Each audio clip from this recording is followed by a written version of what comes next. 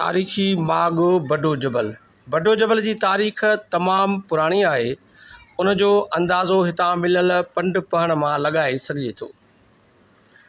कंहिं बि शइ खे पंड पढ़ण थियण में लखें करोड़े सालनि जो वक़्तु लॻी वञे थो। पंड पढ़ण थियल शयुनि में सिपियूं, कोडियूं, कच्छूं, वण ॿूटा, ख़ुश्की ते रहंदड़ कुझु जानदार पिणु मिलिया आहिनि। हितां तारीख़ में उहा शइ बि वाज़े तौरु मिले थी त बडो जबल मोहनजोदड़े ऐं आमरीअ जियां क़दीम आहे। बडो जबल सेवण झांगारा रोड ते हिकु पुरस्कार मक़ाम आहे जेको समुंड जी सतह खां अटकल 3500 फुट मथे आहे। सख़्तु ऊन्हारे जी मौसम में बि हिते जो गर्मी पद वधि में वधि 30 डिग्री ताईं पहुचे थो। हितां मिलंदड़ मैदानात में संगमरमर, निबातात, जड़ी बूटियुनि समेत गंधरब जो बि सुठो तइदादु मिले थो। हिन जबल जी तरक़ी ऐं वाधारे लाइ के ख़ासि उपाउ अॼु ॾींहं ताईं न वरिता विया आहिनि।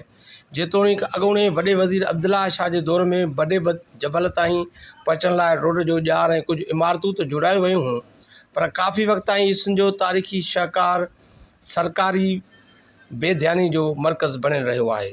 2008 में सक़ाफ़त ऐं सियाहत खाते जी वज़ीर ससी पलिजो साहब हितां जे कुझु सियाहती रिथाउनि में दिलचस्पी ॾेखारी, पर इहे रिथाऊं बि घणो वक़्तु जटाउ न करे सघियूं।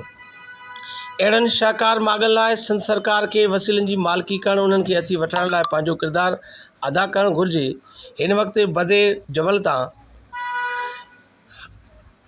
बरतानवी तेल कंपनी तेल कढी रही आहे, पर ॾिठो वञे त बडे जबल ऐं उन जे आसपास उन तेल ऐं गैस निकिरण जा अवाम जी ज़िंदगी ऐं सिहत ते के बि असर न आहिनि थिया।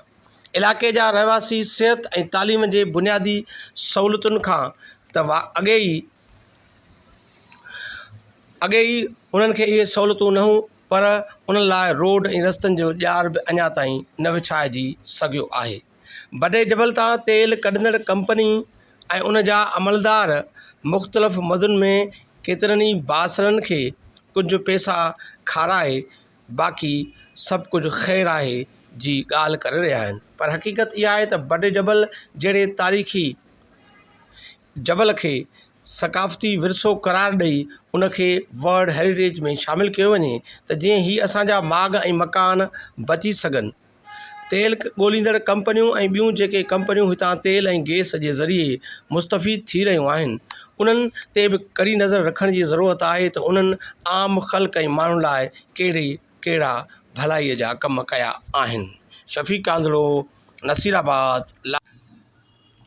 वाधारो बडो जबल सेवण खां ओलह तरफ़ लकी जाबलू सिलसिले में वाक़िअ आहे।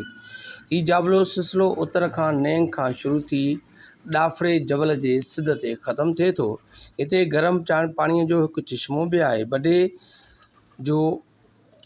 जूं नंढियूं टकरियूं गाजी शाह खां शुरू थियनि थियूं जेको मंछर जे ओलह में वाक़िअ आहे। बडो जबल रेतीली पथरीली निबातात ऐं सामूंडी हयातियाती